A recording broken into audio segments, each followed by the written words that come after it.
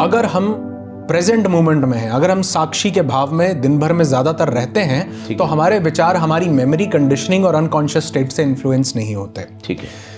इसके लिए हमें 3 छोटे छोटे स्टेप्स करने होते हैं, जिसमें सबसे पहला तो ये कि हम दिन भर में जब भी हमें याद आ जाए, मेरे को याद नहीं आता था इसलिए मैंने अपने हाथ पर एक धागा बांध लिया, जिस धागे को देख करके मुझे याद आया, ओह मेरे को सांसों पर ध्यान देना है।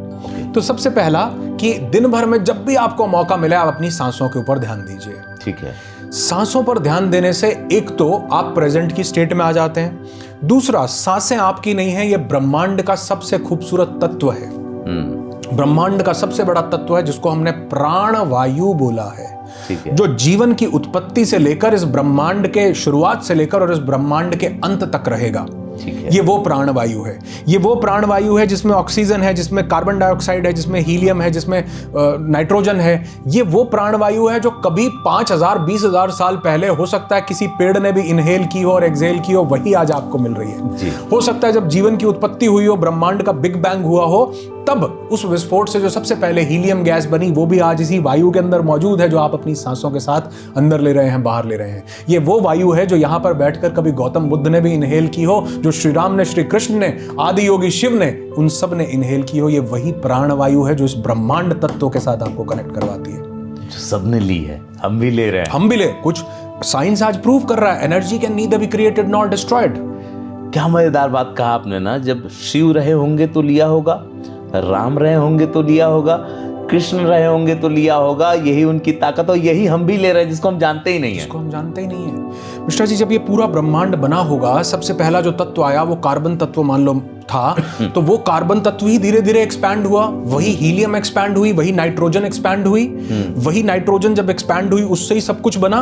तो क्या वो जो ब्रह्मांड की उत्पत्ति की नाइट्रोजन थी, क्या वो हम इनहेल नहीं कर रहे हैं? बिल्कुल कर रहे हैं। क्या वो तत्व जो कभी 10, 20,000, 25,000 साल पहले, या जो सबसे पहला बना हुआ मेटल होगा, कार्बन होगा, या कोई भी चीज होगा, आयन होगा, क्या आज वो हमारे शरीर में विद्यमान नहीं है? बिल्कुल है। क्या करोड़ों अरबों प्लैनेट्स जो बने और बन करके टूट गए, टूट करके विस्फोट हो गए, उनकी धूल, उनकी जो वो थी सब डस्ट ब्रह्मांड में फैली, ब्रह्मांड में फैलने के बाद नए प्लैनेट्स बने, धरती बनी, चांद बना, सूरज बने, उनसे फिर पेड़ उगे, उनसे क्या वो जो सबसे पहला आयन का तत्व था, क्या वही आज हमारे शरीर के अंदर विद्यमान नहीं है? बिल्कुल है। तो इसीलिए हमारे योगियों ने, हमारे ऋषियों ने कहा, अहम ब्रह्मस्मि, मैं ही ब्रह्म हूं, मैं ही चेतना हूं, और मैं ही ब्रह्मांड का वो अंश हूं जिस अंश से ब्रह्मांड उत्पन्न हुआ था। तो अगर हम सांस पर ध्यान देते हैं, सबसे पहला हम साक्षी के भाव में, प्रेजेंट स्टेट में आ जाते हैं। ठीक है। दूसरा, हम ब्रह्मांड की सबसे बड़ी ऊर्जा के साथ कनेक्ट करते हैं, वो ऊर्जा जो प्राणवायु हमारे शरीर में बह रही है, जिसका कंट्रोल हमारे हाथ में नहीं है,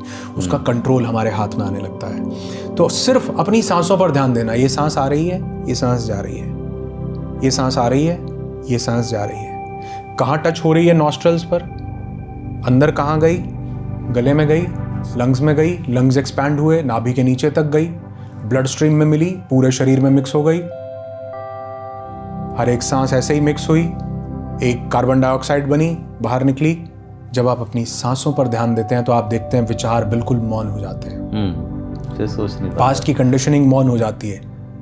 अगर आप दिन भर में ये प्रक्रिया की प्रैक्टिस केवल 5 बार भी कर लें, 1-1 मिनट के लिए, तो आप देखेंगे आप जो कॉन्शियसनेस है उसको विटनेस कर रहे हैं, साक्षी के भाव को विटनेस कर रहे हैं। आप आपकी मेमोरी नहीं है, आप आपके विचार नहीं है, आप आपकी कंडीशनिंग नहीं है, और आप आपकी अनकॉन्शियस स्टेट नहीं है। आप कौन है? वो चेतना, परम चेतना, वो साक्षी भाव, वो कॉन्शियसनेस जिसको जो सब चीजों को विटनेस कर रही है। इनफैक्ट हम ये शरीर भी नहीं है जी। अगर मैं ये शरीर होता तो ये शरीर तो कभी बच्चा भी था जी, और जवान भी हुआ, और कभी बूढ़ा भी होगा, और कभी मर भी जाएगा जी। लेकिन मैं कौन हूं? जो बच्चे को भी देख रहा था, जो जवानी को भी देख रहा है, जो बुढ़ापे को भी देखेगा। तो शरीर तो हर पल बदल रहा है, लेकिन एक चेतना, साक्षी का भाव, वो कॉन्शियसनेस हर पल उस बदलते शरीर को देख रही है। हजारों लोग जीवन में आए, हजारों लोग जीवन से चले गए, उनको आते हुए और जाते हुए देख रहा है। कौन देख रहा है? शरीर नहीं, चेतना देख रही है।